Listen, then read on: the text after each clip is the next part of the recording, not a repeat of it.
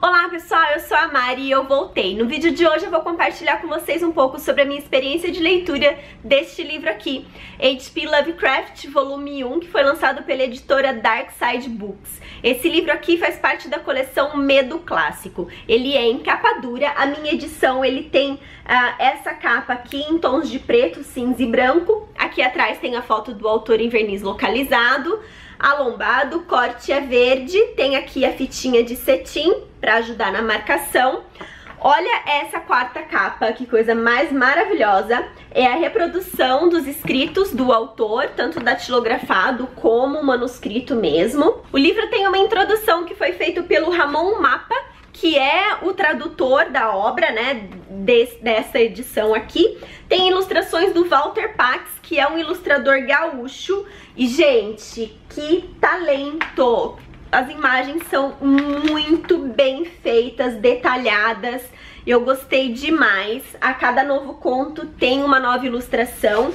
E aí, no final do vídeo, eu vou aproximar melhor a câmera para vocês verem esse projeto gráfico que tá incrível e merece muito de mais atenção. Também tem algumas ilustrações complementares do Robert Bloch, que foi um amigo do H.P. Lovecraft, e aí ele também escreveu um texto aqui com Edgar Allan Poe e H.P. Lovecraft. Essa daqui é uma das ilustrações.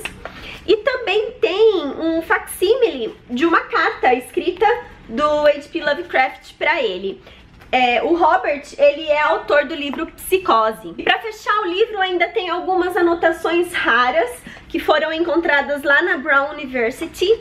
E aí, olha só, eu achei muito interessante, principalmente essa imagem aqui, porque ela é o envelope de uma carta e que o autor usou para escrever, para fazer algumas anotações. O H.P. Lovecraft morreu muito cedo e ele não viu o sucesso de sua obra. Quando ele estava vivo, ele publicava os contos em algumas revistas que não tinham grande circulação, e após a sua morte, alguns dos seus amigos se reuniram e resolveram aí lançar um livro com todos os contos do Lovecraft para que isso não se perdesse. O Lovecraft, ele sobrevivia de trabalhos como ghostwriter, ele também fazia revisões e ele datilografava para autores mais jovens. Uma das características da escrita do autor é o uso de adjetivos. Como esse homem gosta de adjetivos.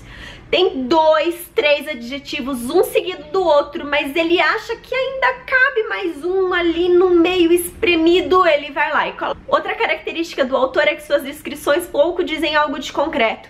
Ele diz que um monstro ele é enorme, grandioso, hediondo, inominável, ciclópico, mas pouco diz sobre realmente a aparência física, alguma descrição mais palpável sobre aquilo que ele está apresentando. E aí é inserido um tipo de horror que a gente vê também em Edgar Allan Poe, que é um horror sugerido. Não é um horror que tá ali estampado.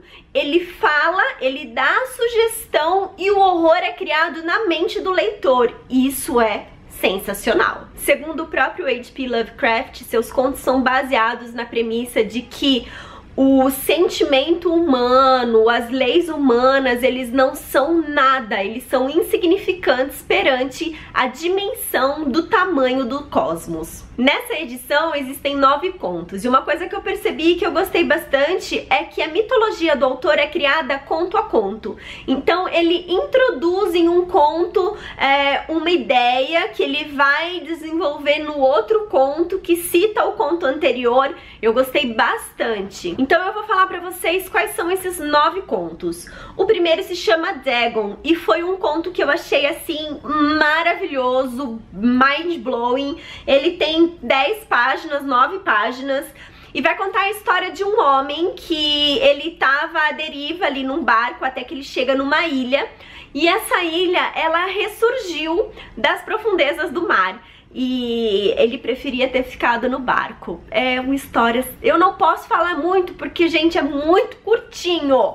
Mas leiam, por favor, leiam. É um conto que você vai ver várias características e você vai identificar que outros autores do mesmo gênero que vieram depois beberam dessa fonte. E pra quem já leu o Stephen King vai perceber que essa coisa da descrição, do falar e ao mesmo tempo não falar nada, mas te deixar com medo, é uma das características que ele aprendeu com Lovecraft. O segundo conto é A Cidade Sem Nome, onde o homem que tá ali no deserto da Arábia, ele vai encontrar uma cidade que era difícil de ser encontrada. O terceiro conto também é um dos meus preferidos, que é Herbert West Reanimator, que vai contar a história de um jovem estudante que ele encontra, ele desenvolve o elixir da vida e ele vai trazer de volta à vida cadáveres.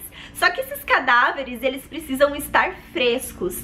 E aí ele tem assim uma pegada de Frankenstein, mas ele não tem a disposição de você retirar um membro e pegar outro e costurar, não. Ele vai pegar aquele corpo como um todo e ele vai reanimar ele. Essa história, ela é muito boa, assim, ela deu altos sustos em mim. O depoimento de Randolph Carter é o quarto conto desse livro e ele vai narrar como que foi o diálogo do Randolph Carter com o seu amigo antes dele desaparecer. O amigo dele desceu lá em um certo lugar e tava conversando com ele por telefone, por rádio, não me lembro bem ao certinho o que era.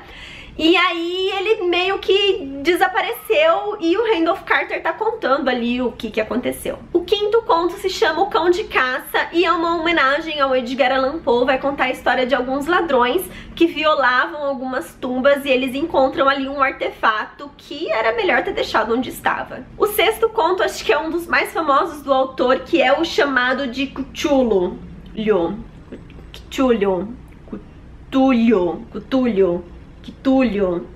Enfim, sobre a pronúncia deste nome, o próprio autor diz que ele é indizível, então não tem jeito certo ou errado de se falar. Nesse conto, o protagonista ele recebe uma herança do seu tio-avô, que era um estudioso, e ele faleceu, e as pessoas esperam que ele faça algum tipo de curadoria dos escritos do tio-avô. E ali ele vai encontrar uma caixa que estava trancada, que ele consegue abrir com o antigo anel do tio-avô. E dentro dessa caixa tem um manuscrito contando a história de um jovem, depois tem algumas notícias. Então, assim, é uma narrativa um tanto fragmentada, mas que vai contar a história desse mito tão hediondo. O sétimo conto se chama Nas Montanhas da Loucura, e eu já conhecia esse conto, eu li há muitos anos, então aqui foi uma releitura, e eu tenho uma mistura de sentimentos muito grande em relação a esse conto. Eu gosto demais da ideia, do enredo e de parte do desenvolvimento. Mas em outras partes, eu acho que a narrativa ficou pesada, porque tem uma repetição de ideias e uma repetição de descrição muito grande, principalmente no que se diz respeito ao ambiente. É um conto grande, quase uma novela, eu nem sei se ele é considerado uma novela ou não. Vai contar a história de uma expedição que foi para a Antártida e ali eles fizeram uma escavação. E nessa escavação eles descobriram alguns fósseis que datavam de milhares e milhares de anos, numa época pré-humana. Então, o primeiro cientista que chega ali, ele faz essa descoberta, vai fazer a dissecação desses fósseis, vai tentar descobrir o que é essa nova espécie, quando acontece uma tempestade, e aí o nosso narrador vai ter que voar pra lá, e aí ele vai contar direitinho pra gente o que aconteceu. Agora, do livro todo, o meu preferido é A Sombra Vinda do Tempo, que vai contar a história de um professor que ele tá ali dando aula, e ele apaga. No meio da aula, era uma aula de política ou de economia, não me lembro, e ele apaga no meio da aula, ele tá sentado falando e puf, aí ele é levado pra casa, ele fica 16 horas e meia, deixa eu confirmar, 16 horas e meia desacordado, e quando ele abre os olhos, ele tá com uma expressão diferente, o seu jeito de falar é diferente, é praticamente quase que uma forma estrangeira de se falar, seus pensamentos são completamente diferentes, ele quase que não reconhece ali a sua família, ele tem uma sede de conhecimento muito grande. E aí no presente, esse personagem, esse protagonista, ele tá narrando pra gente que ele teve uma amnésia por 5 anos. anos. Então assim, enquanto o seu corpo falava, interagia, ele não tem atualmente nenhum resquício de lembrança do que aconteceu. Então ele quer investigar o que aconteceu com ele nesses 5 anos. É uma história assim incrível. E pra fechar, a gente tem a história do Necronomicon, que na verdade é uma carta, é tipo um ensaio que o Lovecraft escreveu para um amigo, falando um pouquinho da história desse livro, que é o Necronomicon, que aparece em várias outras histórias, que aparece em muitos outros contos dele. E é um livro maldito, que não deveria ser lido pelos humanos, ele deveria estar sempre escondidinho ali. Ele conta que foi queimado vários exemplares, que a sua circulação foi proibida, mas ele não conta realmente o que é.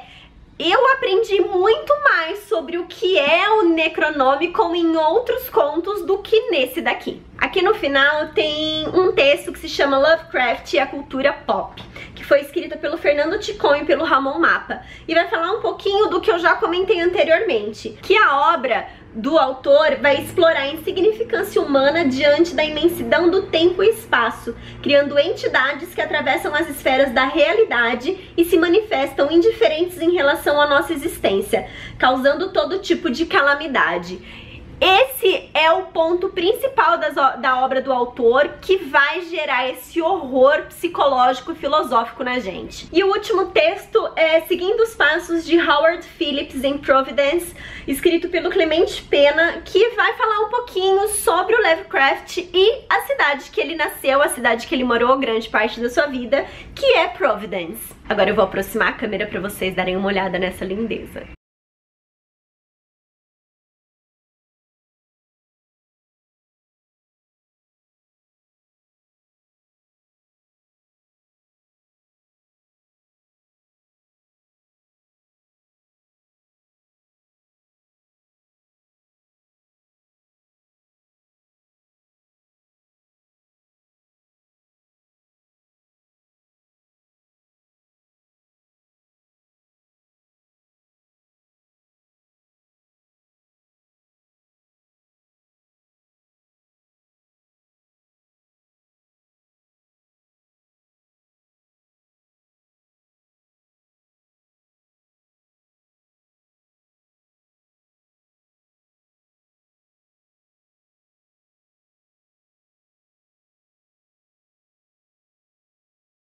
Eu também tenho essa edição aqui, que é a ficção completa do Lovecraft.